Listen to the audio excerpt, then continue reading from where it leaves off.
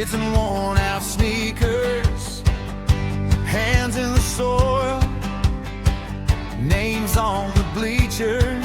We've been torn apart, but we're still here. Same sky over our heads, same promise, same fear.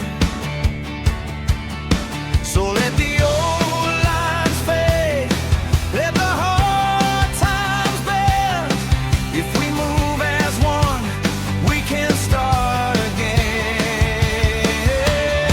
One heart, one hand, one people, standing shoulder to shoulder again. For our homes, our children, our freedom, for the place where our dreams began. Let love be the fire we carry, let truth be the line we defend. We can save America together, one brave heart at a time again. So this is Billie. I'm the co-founder of tollandroll.com. And I am happy to say that today I am doing a behind the scenes interview with two lovely people I've known many, many years. I am going to introduce them and then we're going to continue. You'll also see a name, Marcia, on the screen. And Marcia's a very important person behind the scenes now, part of Toll and Roll now that she's here. And I'm going to let Scott introduce as to why Marcia is on here.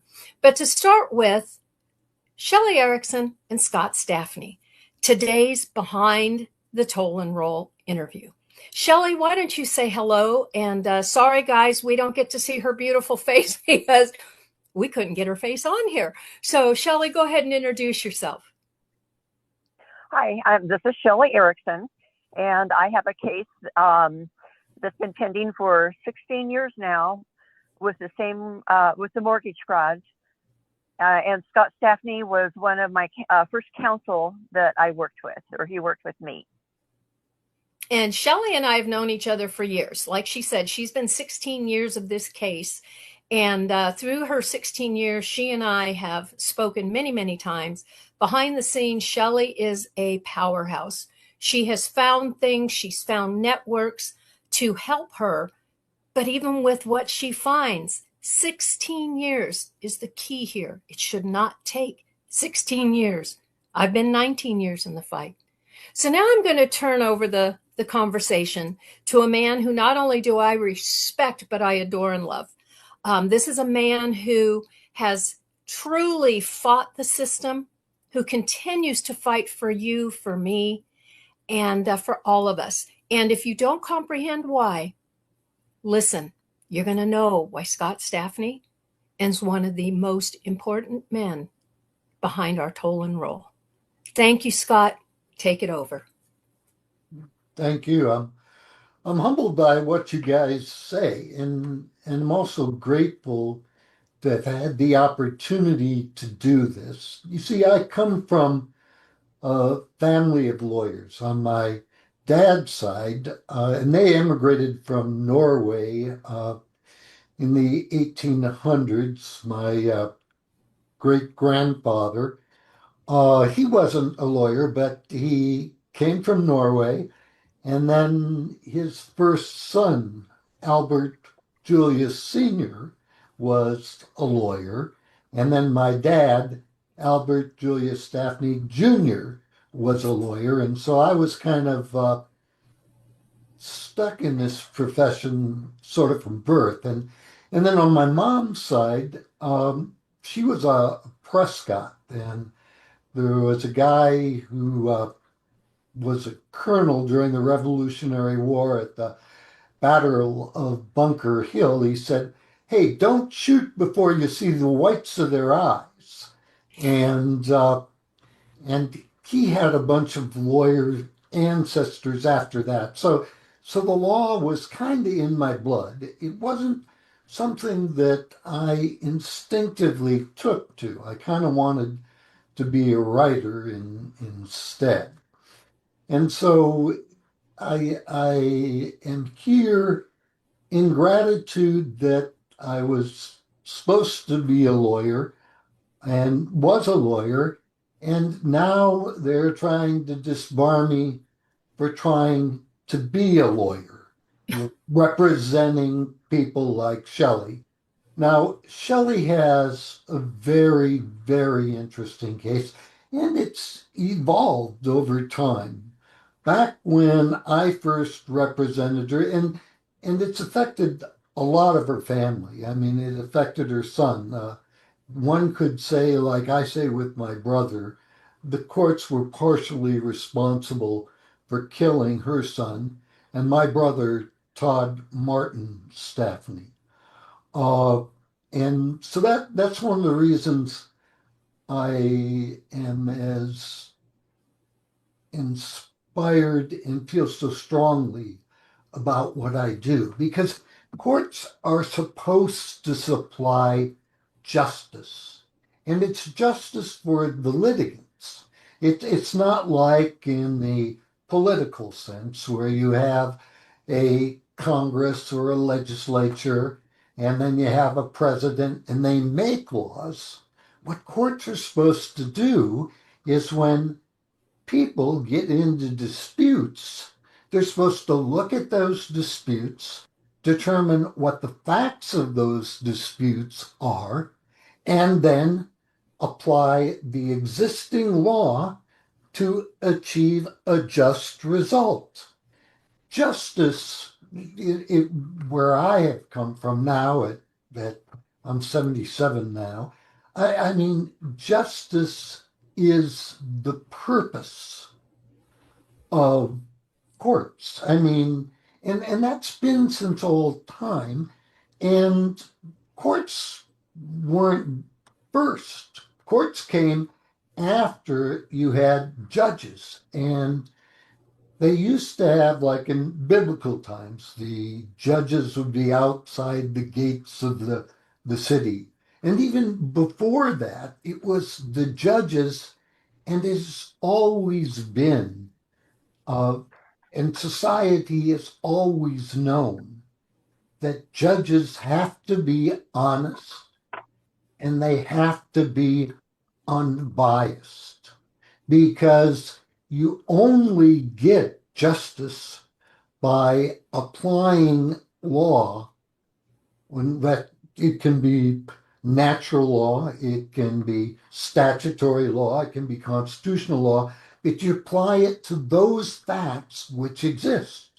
And so the purpose is, one of the first purposes is, you have to figure out what the facts are. If you don't know the facts, you can't do anything. And Shelley's case is a great one with regard to facts. And let me tell you why. Because some of those happened after I was required to stop representing her, because, and I don't remember exactly why this was, but it had to do with the state of her child as well. So in any So event, did her case, let me ask you, did Shelley's case evolve into the probate case, correct? yes, well, there was a probate case as part of it. And I don't remember, I mean, this was like way long ago. So certain things, Shelley, do you want to interject for just a second and clarify how your case changed midstream a little bit? Um, I had actually spent from 2009 to 2013 in non-judicial foreclosure, and the banks had refused, and their servicers had refused to answer statutory letters. And so since they didn't want to answer the statutory letters, they decided to file judicial foreclosure. Before they filed it against me in 2010, I filed a federal case. I didn't file a federal case. I filed a case in the Superior Court, and the banks remanded it to the federal courts, and the federal courts ruled on it. And when Staphne's firm took it over, there was some conflict of they claimed that it was res judicata, and that it was already argued, and they were threatening Staphne got Staphne to sanction him and was threatening me. And then we had some conflicts with a probate case too, and my son, because I was going through extreme hell at the time trying to take care of my son and keep my granddaughter out of trouble because she had watched her father die, and she was going crazy with trying to. Well, and this, what you're talking about now is very key to what Scott said. These actions against us create reaction in our family, emotionally, financially, spiritually. And this is about the time I believe Scott and I started speaking, because he was questioning, and I'm going to turn this back over to you, Scott, after this statement. You and I were both going, wait a minute. I don't even think that this name coming at us even truly exists. I do not think this party claiming beneficial interest is truly a party of interest. And that was I don't way believe back. So I agree. I don't believe they're involved in the court. Well, but wait, Shelley, this is why Scott and I actually, back in the day, he and I truly got hip to hip on this one. And he went in a direction and I went a direction, but indirectly, we have come to the same place on this journey. And this is, I think I can make this point really well, because what we're talking now could take a long time to resolve, but it's all procedure. It's all games. So here's what eventually came to light, and this is a part of truth. So the way these mortgages are supposed to work is they're based on a promissory note, and the mortgage isn't any good if the promissory note is not any good. So what happened in Shelley's case is she found out later that the guy who endorsed the note, because the way they transfer the notes to, and the way the money lenders work, and I call them money lenders because they're not really banks and they're really just names. So the way it works is like you have a check, and just like the checks and modern kids may not know this because they may not use checks very much, but the way you can cash a check is the person to whom they're made out has to endorse them. And that's the same thing that happens with a promissory note, because a check is a type of promissory note. So they claimed that this guy signed the promissory note, and they put it on the back of the note. But later on, and this was after Shelley was using another wonderful lawyer, Wendy Allison Nora, and they had found out, and that she may have been in the process of where the bar was taking over her, because they don't like to deal with people that tell the truth. And let's stop here just for a second, because I adore Wendy. Wendy actually helped on my case as well at the Supreme Court level. This is the foundation of toll and roll, because this is where the counterfeit, forged, and perjured documents, not the story of how come they were used, but the fact that they were used. Because everything Scott's talking about now came after the fraud, came after the forgery, came after the damages. The injury starts, right, Scott? Right when that document was found. There's the injury. Yeah, and I can explain a little bit more. So one of the money changers at this time was an entity called Long Beach Mortgage. And Long Beach Mortgage got taken over by J.P. Morgan Chase. It's my recollection that Shelley, what was that guy's name? Jess Almanza. That was his Yes, name. Almanza, and he did a declaration, volunteered a declaration for me. Go ahead, Shelley. Let's tell the truth so people understand what the truth is, and then we can show how the courts have purposely tried to obscure the truth. And I think everybody should understand that obscuring the truth should not be a purpose for courts and judges. Correct. Jess Almanza volunteered a declaration, and in the declaration, he admits that he has never endorsed the note and that he did not endorse my note and 4 other notes that were attached to my declaration. I had 4 other families that were with the same endorsement, and he said he never endorsed any of the notes. And so, but the court squashed. Yeah, I had a subpoena through Staphne had done a subpoena for us in the state of California and in the state of Washington, and the court squashed the subpoena and wouldn't allow Jess Almanza to testify. And do me a favor, spell his name if you can. Jess. Go ahead. Almanza.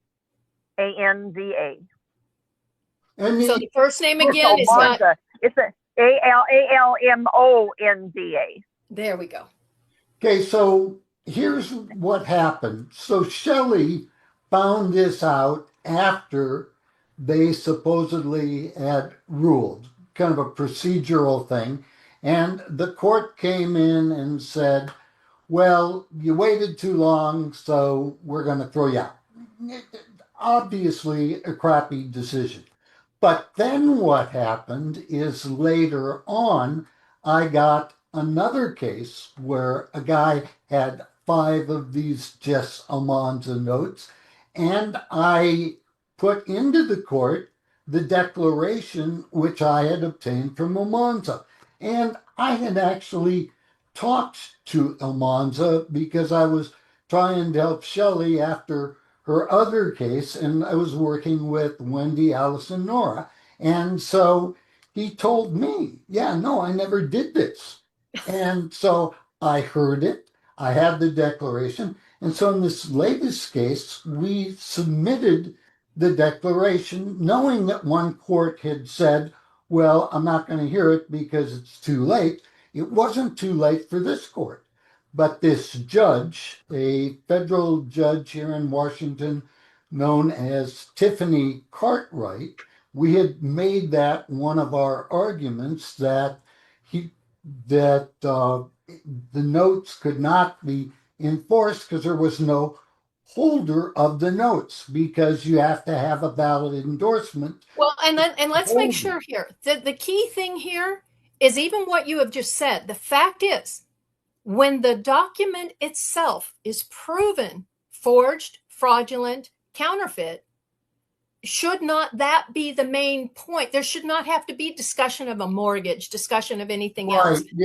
I would agree with that, and that would have been how it was presented. But I wasn't involved in Shelley's case at that time. But we're talking now for what we're doing now. It's very important because right, this is. But it's also very important for the facts, and the facts are important.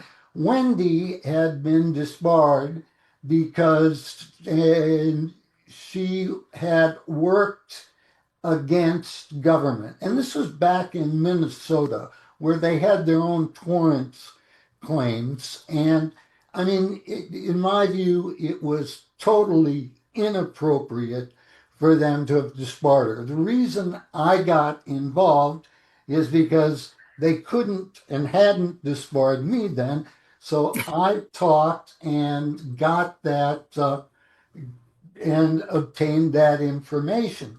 So more recently, I use that information in a case because the clear law is that if you don't have a valid endorsement, the note has not been transferred, you're not a holder, and you can't enforce it.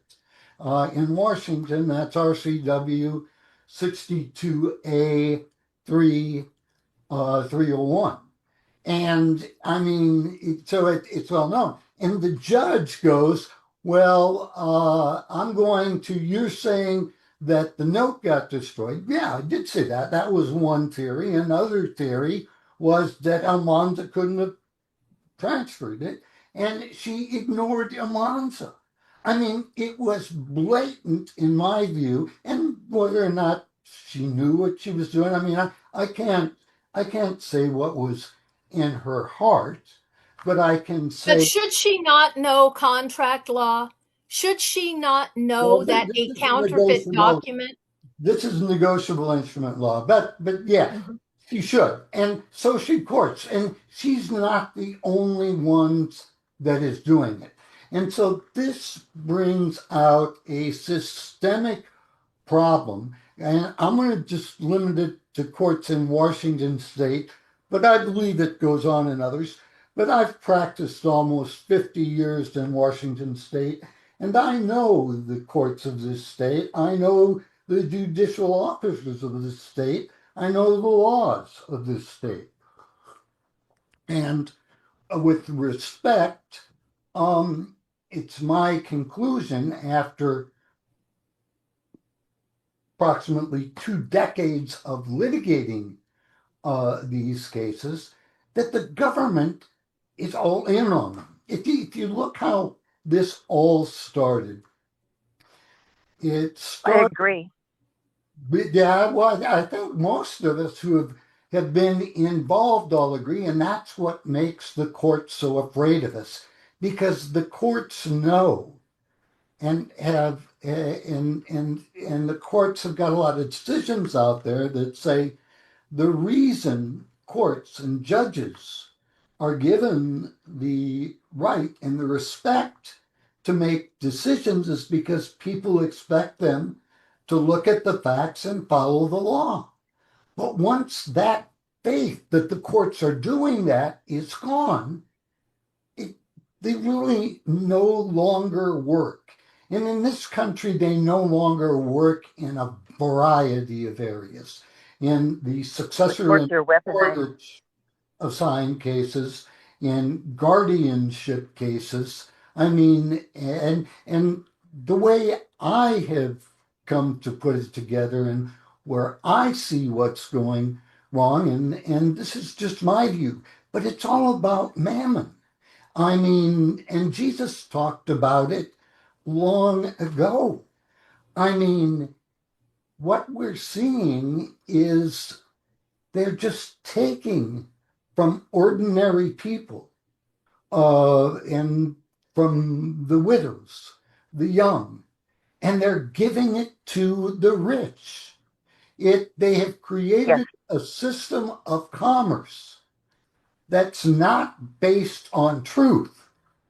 It is based on lies and based on greed.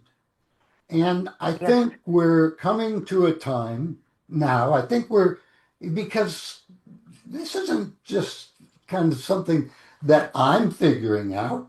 If you look around the world, a lot of us are figuring it out. Introduce Marcia now, if you will. I know she can't come on screen, but Sure. explain. This is a perfect segue to Marcia. Okay, so what's been weird about my life is it's been weird. Uh, I met Marcia a little bit ago.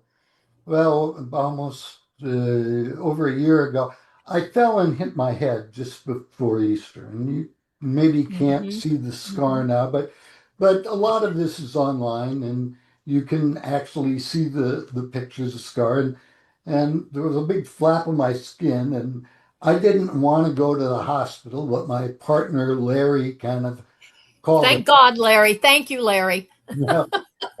And so I wound up going to the hospital, and since then there's been a lot of different things, but even before and this is right in that area where there's supposed to be the mark of the beast, but this takes the place. I won't get the mark of the beast, and I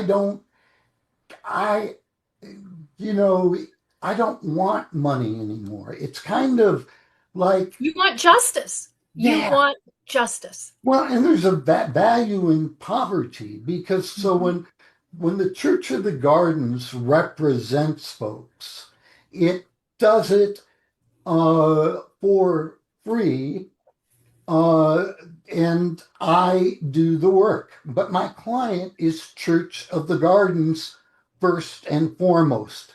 And so the goal is to promote societal justice, not just for every little person, because every person has kind of within them that they want what's best for them, and that's understandable. That's normal. That's human Right. nature.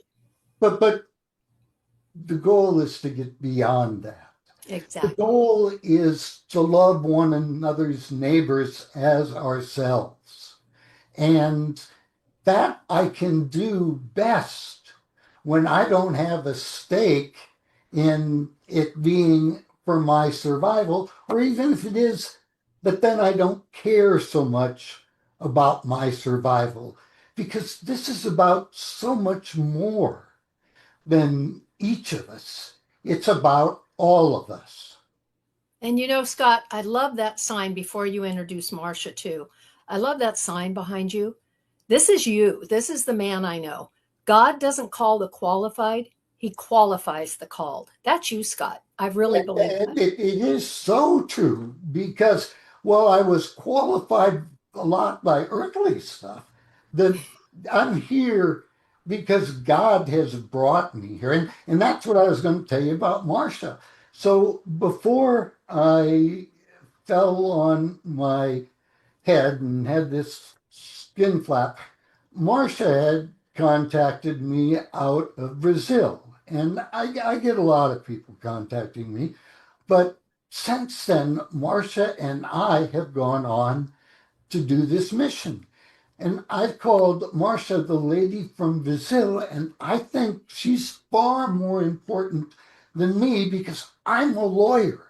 She is a citizen, an ordinary person saying to the lawyers, to the courts, to the governments, hey, stop, stop with the corruption.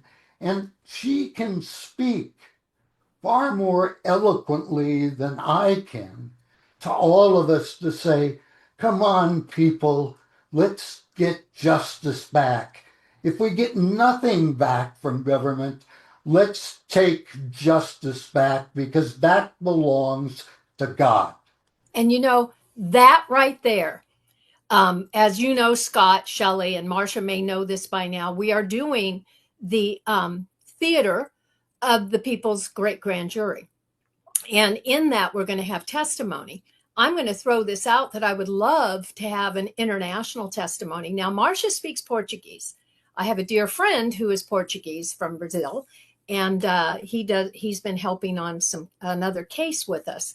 But anyhow, I'd like you to think about that because Marcia would be a fantastic woman to give testimony, even in Portuguese, um, to our event, and we'll speak more about that again. But I think I'd like you to go ahead, Scott, and wrap this up for us now, and maybe a tight little red bow before we close. The title of Red Bow is that since time began almost, and we don't know because we don't know a lot We about what. weren't there. Well, and what I've learned is so in determining who I am, I've looked back. I've looked back at my ancestors. I've looked back at history. I've looked back at things I couldn't understand. And I've kind of come to know what God's purpose is for me. And just like this show, I didn't know what was going to happen with this show, but I think the show has been great. But to put it in a few words for what we're doing here today, courts are supposed to adjudicate truth through an appropriate fact finder. Our system says juries, but courts have kind of eliminated those for the most part, or judges, but real judges who are neutral. And So that's it. You need truth to establish justice. And when you get a system of mammon which distorts truth for their own benefit, you can't achieve natural justice. You know what? Thank you for that. Thank you for that fantastic way to end this interview. Um, again, Scott is behind the scenes. He's been behind the scenes because of many people in Toll and Roll. He has helped. He's done shows. What was the name of your podcast, Scott? We used to do Taking Back Our Country. And that was with Gene Pirro, right? Gene Pirro and Kathleen McCarthy, actually McGreevy. I knew her as McCarthy, but she knew my brother Todd really well. Yeah. They were great friends. Yeah. And Gene Pirro, actually, Hamilton Radio, shout out to Gene. He also did the Whistleblower Pie series that with us the first season. And then the second season, Faith and I did that by ourselves. But the point is, we have come full circle with all who have come together many, many times over the last 2 decades. Many came before us, of course. We learned from others. Like Scott said, his family. He comes from a family of lawyers. Men he knew were integrity filled. Men he knew wanted to do the right thing. And here we sit at our 250-year anniversary, 250 years ago. Here's where we sat before. The same situation. People wondering why they're paying taxes, why their homes are being taken, why their children are being murdered. Why there's so many things that are mirroring 250 years ago of this country. So May I interject something here? Please do, Shelley. This has been going on since the days of Jesus. Jesus fought the bankers, the money changers. Thank you. And America is ready for our liberties again. The people are fighting for our liberties. The people are fighting with every breath they have through CPS, APS, guardianship, conservatorship, deed fraud, international and domestic child trafficking, trafficking of our identities on paper, not just physical, but trafficking happens on paper as well. And the trafficking of our homes, of which Scott's speaking of today about Shelley, and a shout out again to Wendy. The trafficking is our homes. Our homes were used for the GSEs that traveled the world. The volumes of AI right now, the software systems, it all ties in, they all interact around this world into the Department of Defenses around the world. Going forward. They call them Department of Wars now. Oh, that's right. I keep forgetting. They keep changing the names of everything. Department of War. And that's how they get everything. They change the names. I mean, they make it about the names. But that's a whole nother thing. And remember, Carol and I, when we did Two Moms on a Burro, it was all about identity theft. And I was on that show. Yes, you were. Many times. Yes. Many times. So for the viewers out there, Scott, tell them how they can find your writings and how they can find you on social media. I'm not exactly sure, but I do have if you go to academia.edu, I've got several thousand posts there dating back to about, I think, 2012. Yes.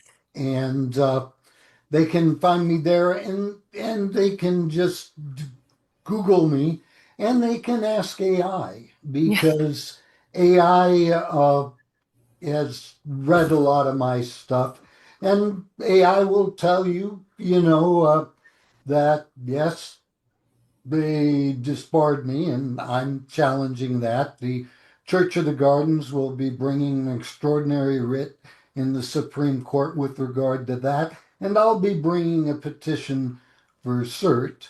But that's the little stuff. The big stuff is for each of us human beings, to decide what we should think about. Because you notice all these algorithms, they try to get your attention. So our attention is what matters, and discernment is what matters. And so my theory is, and it's my theory, other people might agree with it or not, but discernment involves establishing a relationship with God and then applying the two great commandments to your behavior. And that is, you have to look at whether your behavior will be in pursuit of loving God and in pursuit of loving your neighbor as yourself. Because the spirit that unites us all does unite us all. We're not just separate beings. And the way we come together, and we don't have to agree on everything or anything, but it's through discernment. But you need standards for discernment. It's kind of just like the same thing with courts. I mean, but this is for each of us. And it's about each of us. We can't continue to give our discernment over to government, either court, especially not courts of law, when we know they are dependent on mammon. Thank you. And courts of law right now are all corporate. We have a corporate structure that is really being forward. We're going to have more interviews. There'll be more people coming on. And Scott, thank you very much for your time today. Shelley, Marcia, I look forward to what you and Scott are doing together, and look forward to having a time where we can have you involved in the National People's Great Grand Jury, hopefully over around the 4th of July weekend. We have Sheriff Mack involved. We have another disbarred attorney, Scott, since I spoke to you, who's coming forward to be a watcher with Sheriff Mack, a man who, like you, was disbarred for being a good man, being a man who wanted justice, being a man who wanted law, who wanted the courts to follow our liberties and our laws. And so anyhow, this is Billie. Thank you, Scott Staphne, Shelley Erickson, Marcia, our Portuguese-speaking lovely woman from Brazil. We look forward to all of your wonderful things. And God bless these United States. And on this Memorial Day, God bless those who've given their all so that we could sit here in free speech, which we are fighting to keep. Thank you all very much. Have a wonderful rest of your day. Bye. Thank you, Billie. Thanks for having us.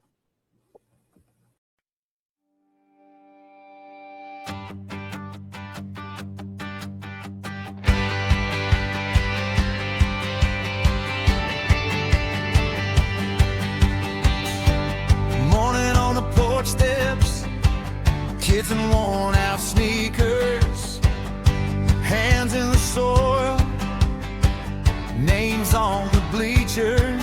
We've been torn apart, but we're still here. Same sky over our heads, same promise, same fear. So let the old lines fade, let the hard times bend. If we move as one, we can start again. One heart, one hand, one people